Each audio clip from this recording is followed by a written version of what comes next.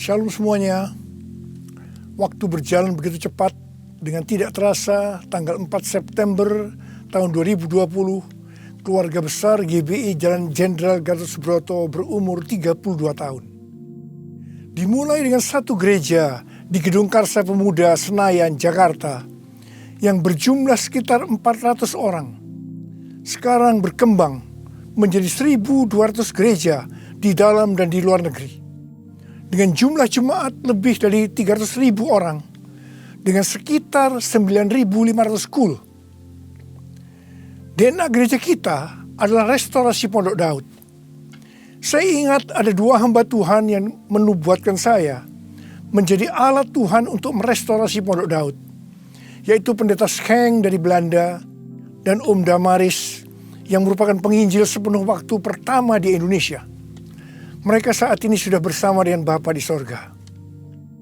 Kisah Para Rasul 15 ayat 15 sampai dengan 18 berkata bahwa Tuhan Yesus akan datang kembali dan merestorasi Pondok Daud yang telah roboh. Ini tidak berarti bahwa restorasi Pondok Daud baru terjadi pada waktu Tuhan Yesus datang kembali. Tetapi restorasi Pondok Daud ini sedang terjadi pada hari-hari ini. Dan akan selesai secara sempurna pada saat Tuhan Yesus datang kembali. Untuk apa Tuhan Yesus merestorasi Pondok Daud?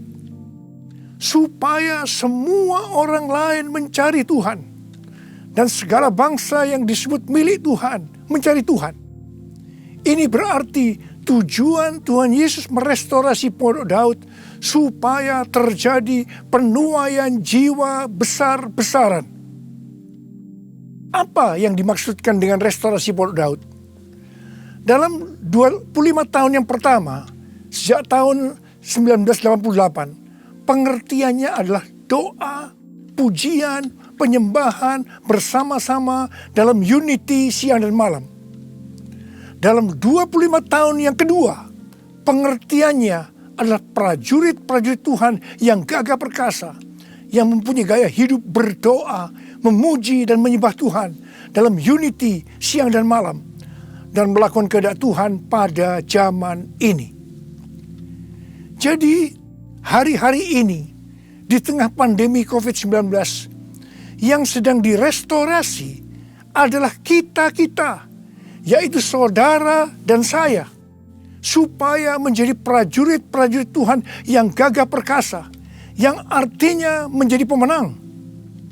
Untuk menjadi pemenang, maka yang pertama, gaya hidup kita adalah berdoa, memuji dan menyembah Tuhan dalam unity siang dan malam.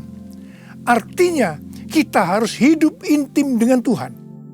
Kita sekarang sedang direstorasi untuk menjadi lebih intim dengan Tuhan. Untuk menjadi pemenang, maka yang kedua, kita harus melakukan kehendak Tuhan pada zaman now. Dan kita sekarang sedang direstorasi untuk bisa melakukan kehendak Tuhan pada zaman now. Sesuai dengan pesan Tuhan Yesus kepada 7 sidang jemaat dalam kitab Wahyu pasal 2 dan pasal 3. Yang berarti ini juga pesan buat kita semua. Bahwa hanya pemenang yang masuk sorga. Pada waktu Tuhan Yesus merestorasi saya di tengah-tengah pandemi COVID-19 ini, untuk menjadi lebih intim dengan Tuhan, untuk lebih mengerti kehendak Tuhan pada zaman now, itu sangat menyakitkan. Saya diproses, saya dibersihkan, saya dimurnikan, saya harus diam di rumah, berdiam diri sampai dengan hari ini. Tuhan berbicara kepada saya melalui Yesaya 26 ayat 20 dan 21 yang berkata, "Mari bangsaku, masuklah ke dalam kamarmu, tutuplah pintumu sesudah engkau masuk. Bersembunyilah barang sesaat lamanya, sampai amarah itu berlalu. Sebab sesungguhnya Tuhan mau keluar dari tempatnya untuk menghukum penduduk bumi karena kesalahannya, dan bumi tidak lagi menyembunyikan darah yang tertumpah di atasnya. Tidak lagi menutupi orang-orang yang mati terbunuh di sana." Sampai hari ini, terus terang saya masih merasakan amarah Tuhan belum berlalu. Saya tidak tahu sampai berapa lama kita disuruh bersembunyi barang sesaat lamanya. Pasti ada maksud Tuhan menyuruh kita bersembunyi barang sesaat lamanya. Kalau kita melihat tokoh-tokoh dalam Alkitab, mereka harus bersembunyi atau disembunyikan Tuhan barang sesaat lamanya sebelum melakukan pekerjaan besar. Seperti Nuh dan keluarga. Disuruh bersembunyi oleh Tuhan dalam bahtera selama 1 tahun. Sampai akhirnya Nuh bangkit menjadi bapa atas semua bangsa. Yakub disuruh bersembunyi oleh Tuhan di rumah Laban pamannya ketika harus lari dari Esau. Tetapi 20 tahun kemudian Yakub bangkit dengan keluarga yang baru, kekayaan baru, identitas baru. Dia menjadi Israel, yaitu nama baru untuk umat pilihan Tuhan. Yusuf disembunyikan oleh Tuhan dari usia 17 sampai 30 tahun. Perbudakan dan penjara yang dia jalani menjadi sekolah di mana Tuhan mempersiapkan Yusuf menjadi orang kedua di Mesir setelah Firaun. Musa disembunyikan Tuhan di padang gurun selama 40 tahun. Dan akhirnya Musa tampil untuk membebaskan bangsa Israel dari Mesir. Daud disembunyikan Tuhan selama 15 tahun setelah dia diurapi menjadi raja Israel. Ketika Daud akhirnya naik takhta, dia telah menjadi orang yang berkenan di hati Tuhan.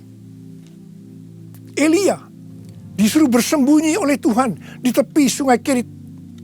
Setelah itu dia sendirian menghadapi seluruh Nabi Baal di Gunung Karmel. Yunus disembunyikan Tuhan dalam perut ikan selama 3 hari 3 malam. Setelah itu dia ke Niniwe berkhotbah dalam bangunan rohani terbesar dalam sejarah. Murid-murid Tuhan Yesus disuruh bersembunyi oleh Tuhan di kamar loteng Yerusalem selama 10 hari. Sampai Roh Kudus dicurahkan secara luar biasa. Mereka dipakai untuk melakukan amanat agung. Penuaian jiwa besar-besaran terjadi. Paulus disembunyikan oleh Tuhan di tanah Arab dan di Damsyik selama 3 tahun. Ketika dia kembali, dia dipakai Tuhan secara luar biasa dan menjungkir balikkan dunia. Paulus juga disembunyikan Tuhan di dalam penjara Romawi. Ketika dibebaskan, Paulus sudah menyelesaikan surat penggembalaan Efesus, Filipi, Kolose, dan Filemon. Rasul Yohanes disembunyikan Tuhan di Pulau Patmos, di mana kitab Wahyu, kitab nubuatan terbesar sepanjang masa, dituliskan, dan sekarang itu diberikan kepada kita. Akhirnya yang paling luar biasa, Allah menyembunyikan Tuhan Yesus. Dia tinggal di dalam rahim bumi selama 3 hari. Dan pada hari ketiga, Tuhan Yesus bangkit dan membawa keselamatan bagi seluruh umat manusia. Saya percaya setelah kita, yaitu saudara dan saya, taat waktu disuruh bersembunyi barang sesaat lamanya. Meskipun kita akan mengalami hal-hal yang tidak enak, kebosanan, perasaan takut, khawatir, putus asa. Tetapi pasti setelah itu ada berkat, kuasa, pengurapan double portion yang Tuhan Yesus sediakan. Haleluya! Kedepan ini, Tuhan akan memakai setiap kita sesuai dengan rencananya. Untuk itu, Tuhan menyembunyikan kita barang sesaat lamanya.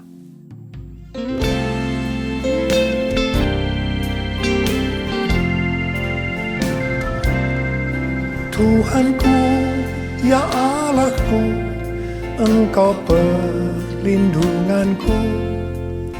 Hanya kepadamu ku bersujud. Tuhanku, ya Allahku, Engkau perlindunganku. Hanya kepadamu ku bertelut. Aku memuji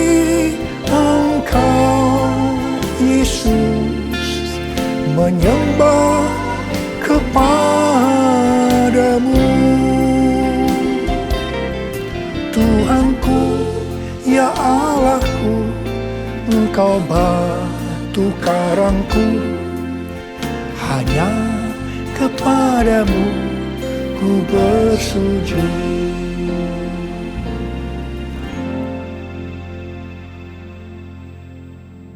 Tadi dikatakan, untuk menjadi pemenang, maka ada dua hal yang harus dilakukan. Yang pertama, gaya hidup kita harus berdoa, memuji, dan menyembah Tuhan dalam unity siang dan malam. Artinya hidup intim dengan Tuhan. Yang kedua, melakukan kehendak Tuhan pada zaman now. Para ahli teologi sedang mengamati bahwa ada 3 gerakan besar yang sedang terjadi dalam menyelesaikan amanat agung Tuhan Yesus. Gerakan pertama melalui gereja rumah. Kul termasuk di sini. Yang kedua, melalui kesembuhan massal. Gerakan ketiga, penginjilan melalui doa. Penginjilan melalui doa ini adalah restorasi Pondok Daud.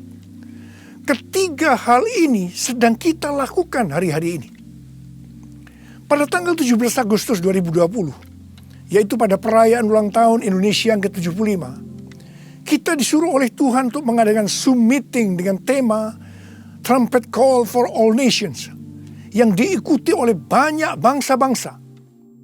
Pada waktu itu Tuhan menyampaikan pesan bahwa trompet Tuhan sedang berbunyi untuk memanggil umatnya, bangsa-bangsa, untuk berdoa.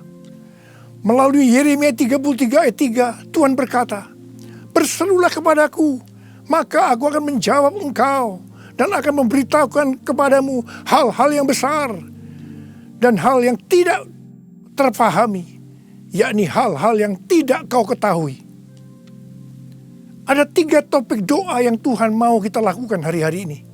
Yang pertama, berdoa untuk negara kita, Indonesia. Yang kedua, berdoa untuk pertobatan. Dan yang ketiga, berdoa untuk penuaian jiwa besar-besaran. Kita harus berdoa untuk negara kita, Indonesia.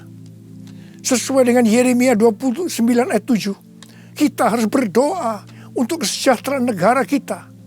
Karena kalau negara Indonesia sejahtera, maka kita juga akan mengalami sejahtera. Sesuai dengan Yesaya 48 ayat 18, bahwa kesejahteraan akan terjadi kalau kita memperhatikan perintah-perintah Tuhan. Karena itu, marilah kita berdoa bahwa negara Indonesia akan memperhatikan perintah-perintah Tuhan. Sesuai dengan yang terdapat dalam 2 Tawarikh 7 ayat 13 dan 14 yang berkata, kalau kita melihat Tuhan menutup langit sehingga tidak ada hujan, kalau kita melihat Tuhan menyuruh belalang memakan habis hasil bumi, ini berbicara tentang resesi ekonomi. Kalau kita melihat Tuhan melepaskan penyakit sampar di antara umatnya, ini berbicara tentang COVID-19. Maka Tuhan meminta kepada kita untuk merendahkan diri, berdoa, mencari wajah Tuhan, dan berbalik dari jalan-jalan yang jahat. Kalau kita melakukan ini, maka Tuhan akan mendengar dari sorga. Tuhan akan mengampuni dosa-dosa kita. Dan Tuhan akan memulihkan negeri kita, Indonesia, dari pandemi COVID-19 dan resesi ekonomi. Kita juga harus berdoa untuk penuaian jiwa besar-besaran. Sebelum terjadi penuaian jiwa besar-besaran, selalu didahului dengan kebangkitan doa. Sebelum Roh Kudus dicurahkan di kamar loteng Yerusalem 2000 tahun yang lalu, yang disebutkan sebagai Pentakosta pertama, maka murid-murid Tuhan Yesus semua bertekun dengan sehati dalam doa bersama-sama, yang artinya mereka berdoa, memuji dan menyembah Tuhan dalam unity siang dan malam. Ini adalah prinsip restorasi Pondok Daud. Hal ini juga terus dilakukan setelah Roh Kudus dicurahkan. Penuaian jiwa besar-besaran terjadi. Amin. Demikian pula pada waktu Roh Kudus dicurahkan di Azusa Street, yang disebutkan sebagai Pentakosta kedua. William Seymour yang memimpin doa. Semua bertekun dengan sehati dalam doa bersama-sama. Dan penuaian jiwa besar-besaran juga terjadi. Tahun 2013, Tuhan berbicara kepada saya bahwa pencurahan Roh Kudus yang terjadi di zaman now disebutkan sebagai Pentakosta yang ketiga. Sejak saat itu, saya terus berdoa untuk kebangkitan doa di Indonesia. Karena pencurahan yang dahsyat dari Roh Kudus di era Pentakosta ketiga akan terjadi setelah terjadinya kebangkitan doa. Tahun 2020, ketika terjadi pandemi COVID-19 yang luar biasa, terjadi juga kebangkitan doa antar denominasi di Indonesia. Menurut bilangan Research Center, 83,8% gereja-gereja di Indonesia ikut dalam kegerakan doa ini. Haleluya! Selain itu, pada tanggal 8 Juli sampai dengan 17 Agustus 2020, ada acara doa pujian penyembahan 24 jam sehari, 7 hari seminggu selama 40 hari. Dan dilakukan pergantian tugas setiap 2 jam. Acara ini diikuti oleh gereja-gereja antar denominasi di seluruh Indonesia. Dan ini belum pernah terjadi sebelumnya. Bagi saya, semua ini merupakan tanda bahwa pencurahan Roh Kudus yang dahsyat dari Pentakosta ketiga akan terjadi.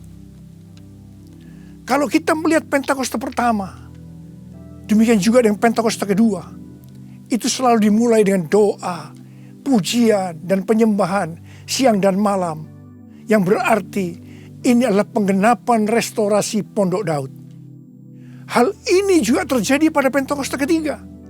Kita mungkin tidak sadar bahwa selama 32 tahun Tuhan memberikan DNA restorasi Pondok Daud kepada kita. Yang ternyata restorasi Pondok Daud itu untuk mempersiapkan Pentakosta yang ketiga. Kita harus berdoa agar kebangkitan doa, pujian, dan penyembahan terus berlanjut. Pasanya dicurahkan, berkatnya dilimpahkan, penuaian besar sungguh terjadi. Segala bangsa akan datang menyembah Yesus Tuhan, kemuliaan Tuhan telah turun. Kuasanya dicurahkan, berkatnya dilimpahkan, penuaian besar sungguh terjadi. Segala bangsa akan datang menyembah Yesus Tuhan, kemuliaan Tuhan telah turun. Kemuliaan Tuhan telah turun. Tuhan berkata mengenai Daud, bahwa Daud adalah orang yang berkenan di hati Tuhan dan yang melakukan kehendak Tuhan. Jadi Tuhan berkenan kepada Daud karena Daud melakukan kehendak Tuhan. Kehendak Tuhan yang mana? Alkitab berkata bahwa Daud melakukan kehendak Tuhan pada zamannya. Kalau kita merindukan hidup kita berkenan di hati Tuhan, maka kita harus melakukan kehendak Tuhan pada zaman now. Apa kehendak Tuhan pada zaman now? Yang pertama, pada waktu Tuhan Yesus ditanya oleh murid-muridnya tentang tanda kedatangannya dan tanda kesudahan dunia, salah satunya Tuhan Yesus menjawab dari Matius 24 ayat 14 yang berkata, dan Injil kerajaan ini akan diberitakan di seluruh dunia menjadi kesaksian bagi semua bangsa. Sesudah itu barulah tiba kesudahannya. Tuhan Yesus akan datang kembali setelah Injil kerajaan diberitakan ke seluruh dunia menjadi kesaksian bagi semua bangsa. Tuhan Yesus pasti datang kembali. Yang percaya katakan amin. Karena itu Tuhan Yesus memberikan amanat agung kepada murid-muridnya dengan berkata di dalam Matius 28 ayat 19 dan 20. Karena itu pergilah, jadikan semua bangsa muridku dan baptislah mereka dalam nama Bapa dan Anak dan Roh Kudus, dan ajarlah mereka melakukan segala sesuatu yang telah kuperintahkan kepadamu. Dan ketahuilah, aku menyertai kamu senantiasa sampai kepada akhir zaman. Tuhan Yesus memberikan tugas kepada kita untuk menyelesaikan amanat agung dengan kuasa dari Roh Kudus. Ini kehendak Tuhan pada zaman now. Yang kedua, kehendak Tuhan pada zaman now adalah sebagai berikut. Dari tanggal 19 September tahun 2020 sampai dengan 7 September 2021, menurut kalender Ibrani, kita memasuki tahun 5781 yang disebutkan dengan P Alef. P Alef artinya 81.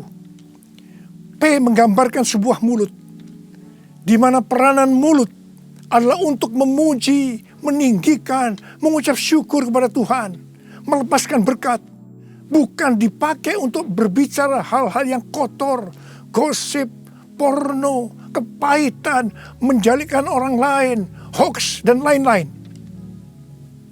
Alef adalah angka 1, suatu permulaan yang baru. Yohanes 1 ayat 1 berkata, pada mulanya adalah firman. Firman itu bersama-sama dengan Allah, dan firman itu adalah Allah. Jadi memasuki tahun P Alef, mari kita berjanji kepada Tuhan untuk menggunakan mulut ini hanya untuk berbicara tentang firman Tuhan. Ini adalah kehendak Tuhan pada zaman now, yaitu menggunakan mulut ini hanya berbicara tentang firman Tuhan. Saudara yang mau melakukan, katakan amin. Mari kita yang mau melakukan ini, kita ikrarkan janji kita ini dengan menyanyikan lagu ini.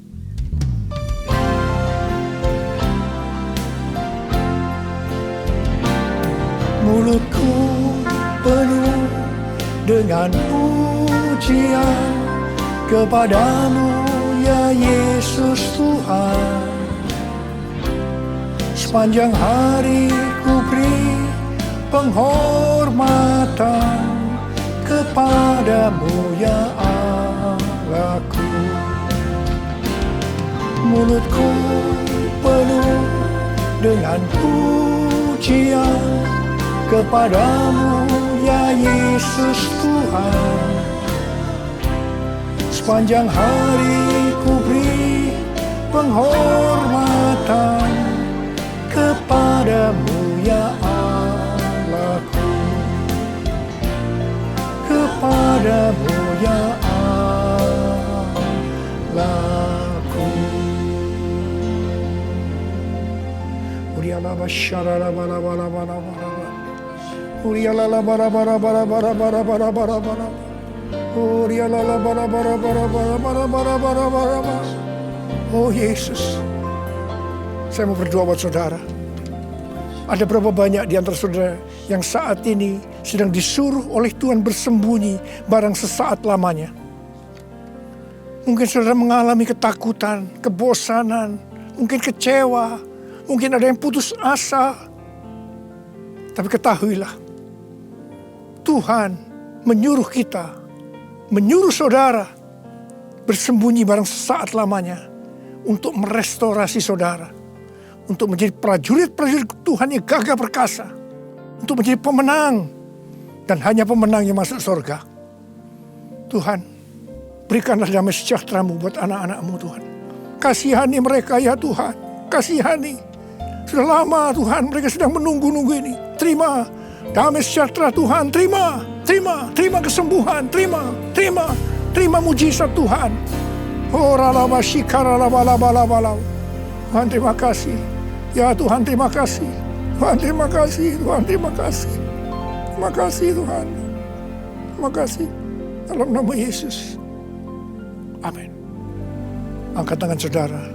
Terimalah berkat Tuhan. kasih karunia yang berlimpah-limpah daripada Allah Bapa dalam anaknya yang tunggal Yesus Kristus, persekutuan yang manis dengan Roh Kudus menyertai saudara sekalian mulai hari ini sampai Tuhan sudah datang menjemput kita di awan-awan dan bahkan sampai selama-lamanya. Yang percaya bersama-sama katakan amin.